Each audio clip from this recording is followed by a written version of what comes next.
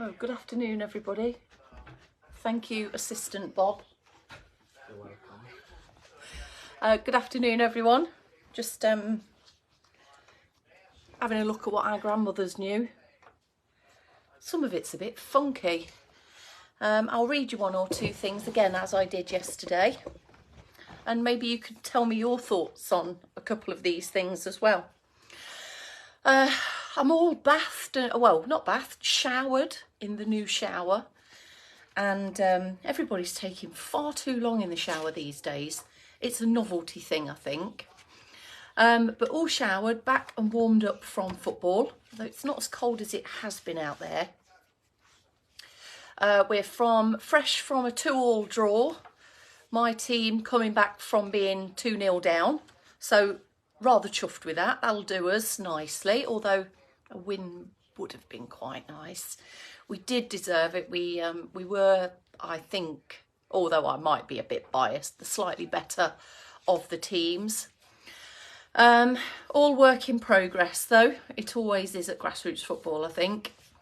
And Neve's team are freshly back from a 4-4 draw as well. Draws all round today, everyone. So in a moment, when I get more than one person on the people counter up there, we'll have another couple of things out of here, I think, and then we'll have a sway and a stretch. So there's one I wanted to share with you about cheese. I've got to find it again though now. Cheese. I bet I'll not find it very well at all. Tips for beating milk. Just beat it, don't you? Just stir it up.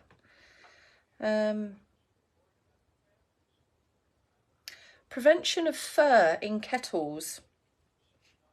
Right, to prevent a kettle from furring up, put a clean oyster shell in the kettle.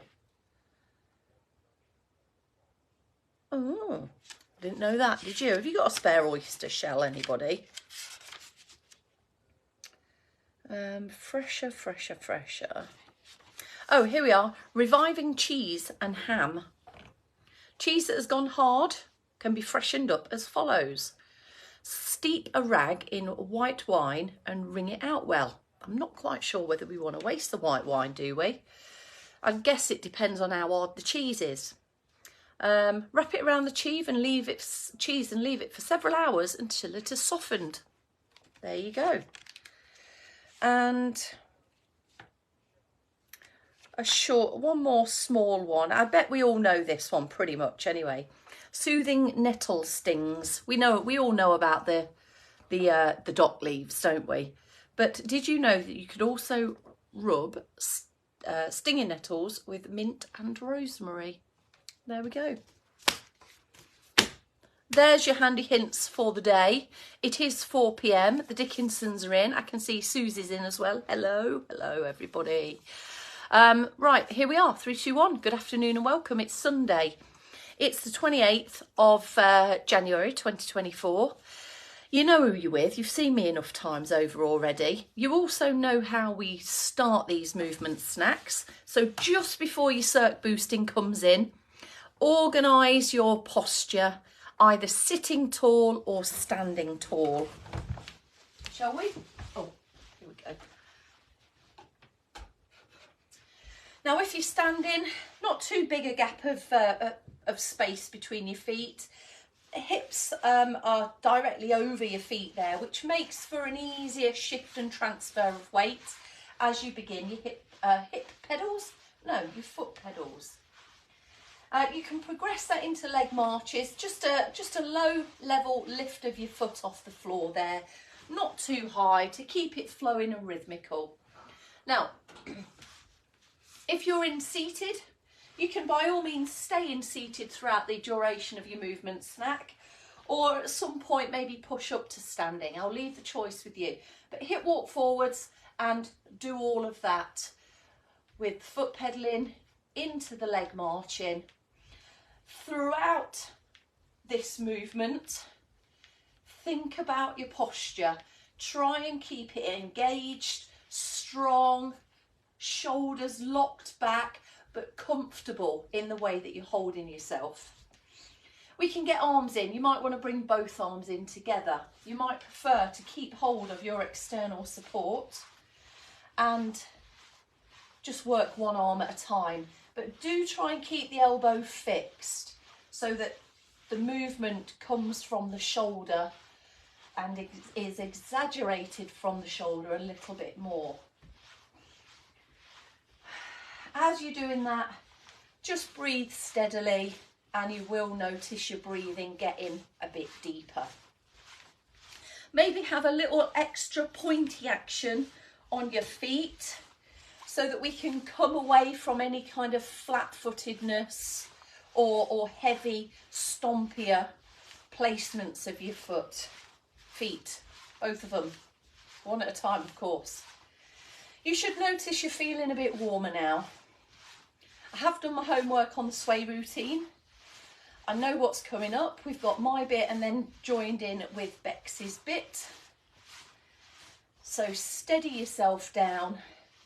Perhaps if you want to pause the legs for a moment and just carry on the last bit with your arms, that's up to you. I'll leave it with you. And steadily bring that to a close. All right. Now there are some actions through the legs that you can do. There is a little bit of weight shift, a heel raise that you can also do in sitting as well. The only thing in sitting that you perhaps won't be able to do is a knee bend, because your knees are already bent and you sat down already. So when you're ready, if we could take a deep breath in and just press the arms out to the side. So you kind of flare your elbows out, press the heel of your hands away.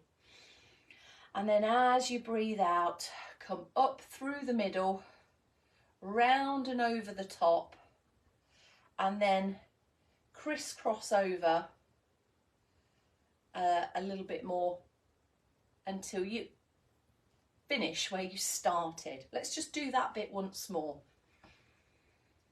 Up through the centre, slim and then wide at the top, crisscrossing over and floating all the way down. 1 or 2 crisscrosses there.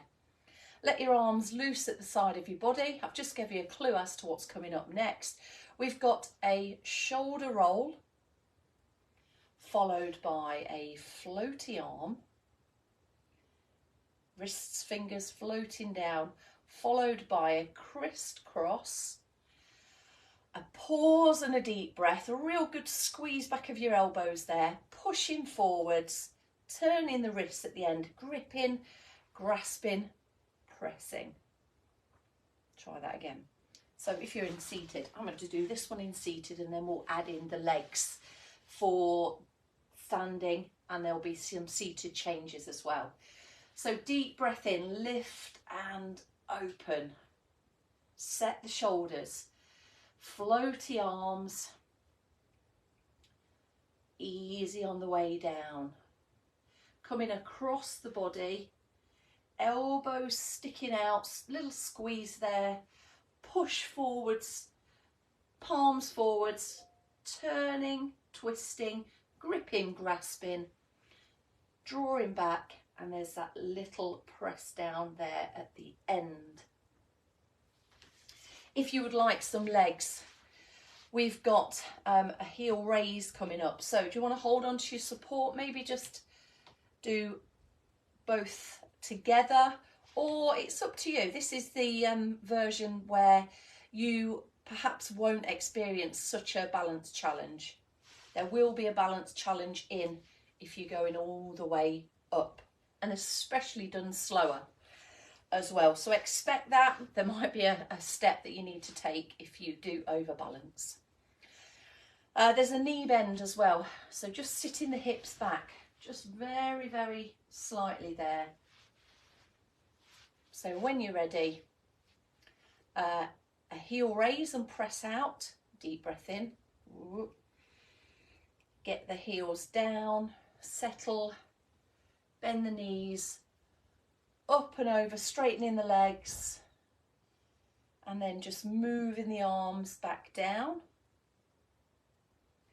Come to your tall standing or sitting position, and then we've got a heel raise, 1 foot, both feet, shoulder roll, a small knee bend in with the floaty arm.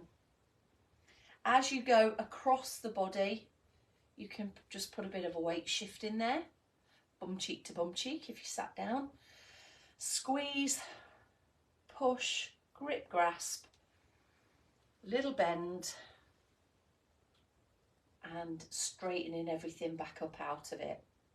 So off we go again. So heel raise, 1 foot, no heel raises. Hang on a minute, I did that wrong. Start again. That's the start. Up into a small knee bend, up and over the canapé, as Bex called it, crisscrossing down. Relax, soften your fingers. Another heel lift if you would like, shoulder rolling up, round, back and down. Floaty arms, a bit of a sit back of the hips there. Here in seated, as we go across the body, we can shift hip to hip. Squeeze, pause, breath. You can add another knee bend here and then straightening up there. 1 more round through, I think, everyone. Do you want the heel raise? Do you want the single leg? Do you not want it? Heel raising seated as well if you like.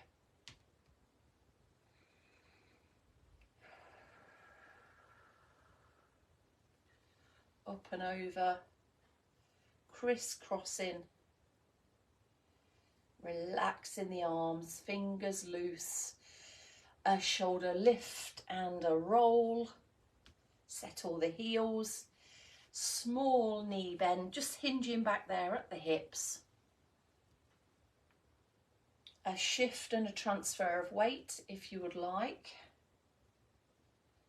Pause there, squeeze, stand tall, push, grip and grasp, draw it in with a knee bend if you'd like that, and relax there. Job done. Okay, now I'm in standing. I'm going to start with a standing calf stretch. There is a seated version. If you'd prefer that, then come into seated now. So you've got your hands on your external support either in front of you or you can have it to the side of you. Try and keep your torso really lifted and lengthened. As you step your foot back, feel your hips are pointing forwards. Get that front knee into a good bend. Heels pressed down at the back. Foot's flat at the front as well. And there you've got your calf stretch in standing. In seated, if you have just sat down or you've adjusted your position, take a bit of a hip walk so that the back of your thigh is free from the support of the chair. Pull the ankle, pull the toes back towards you, and there we have an uplift in posture as well. Now for stretches, we don't want a short and quick and job done real fast stretch. We want a stretch where we hold it for about 20 seconds or so, build it up to 30 if you like, but holding it for that decent amount of time will give you better stretch outcomes and flexibility outcomes. And also we need to feel it, so it should feel mildly uncomfortable and pulling. There we go, into the second side. So set this up in standing, feel lifted and open in the hip, bend into that front knee, all 10 of your toes pointing in the same direction with no stray foot angling itself out on the back leg.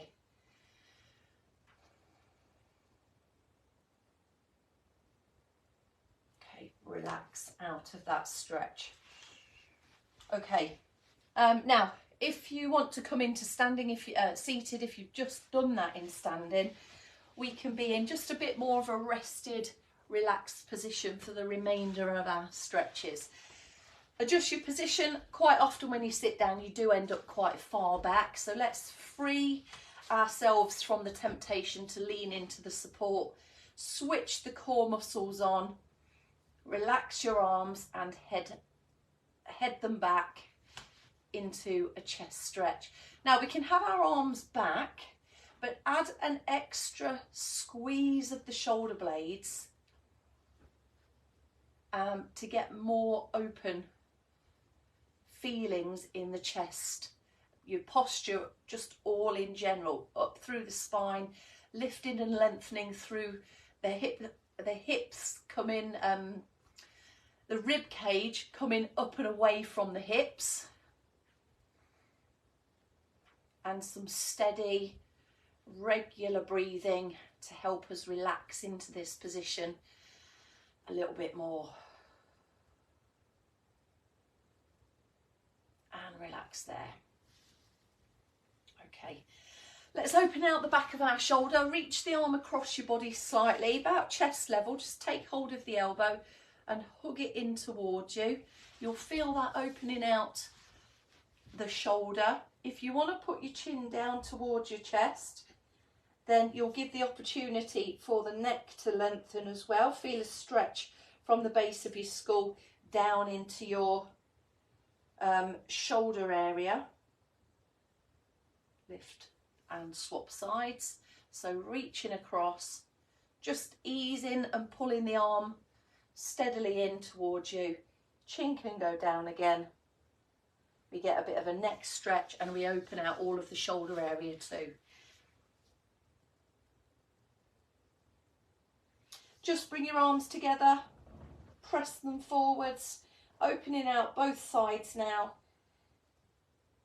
Bit more room for your chin to dip down and relax there. Okay, back of thigh stretch. So get one leg out really straight. Loose ankle, we don't want to feel this in the calf, so point the foot away from you. We're going to come up through the posture and then forwards into a hinge. We're supporting our posture and hopefully trying to keep the shoulders back and down, so we've got a lovely straight spine there, straight neck, gaps between ribs and hips, and a good old stretch in the back of the thigh, round at the knee, up towards the hip, around the hip joint itself.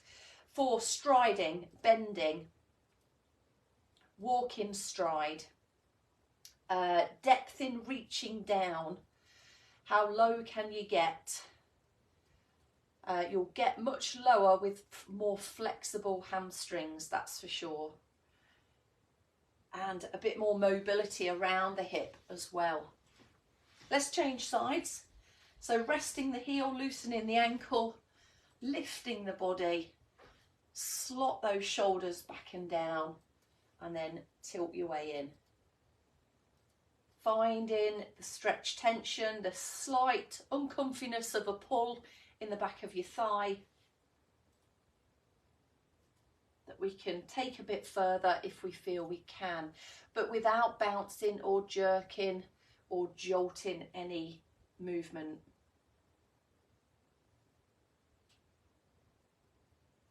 Okay, relax there, come out of it. Right, let's do the tricep stretch then. So hand to the shoulder, that's the same hand to same shoulder.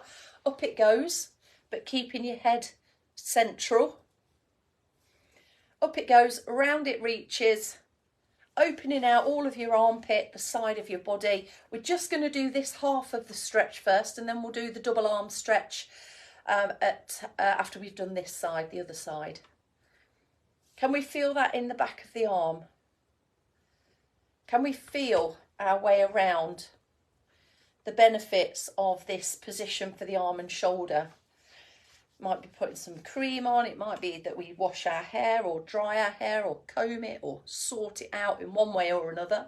Might be that we go back here to do coats, collars and shirt ties around the back. Have a relax there. One side typically can feel a little bit more stubborn and resistant than the other, but work your way in gradually to all of these stretches. Breathe your way into them also. And as you calm your breathing, that can help to relax you into the stretch a bit more. Okay, so a double arm stretch, a bit of a nutcracker. This is your nut. We're going to clamp it between the arms. So take hold of your hand. Maybe if you've got a stiffer side, guide that side with the other side. Reaching up. See if you can get your head between the nutcracker. Breathe into it and come on out of it. And there we go. Just really stretching into the rib cage there as well.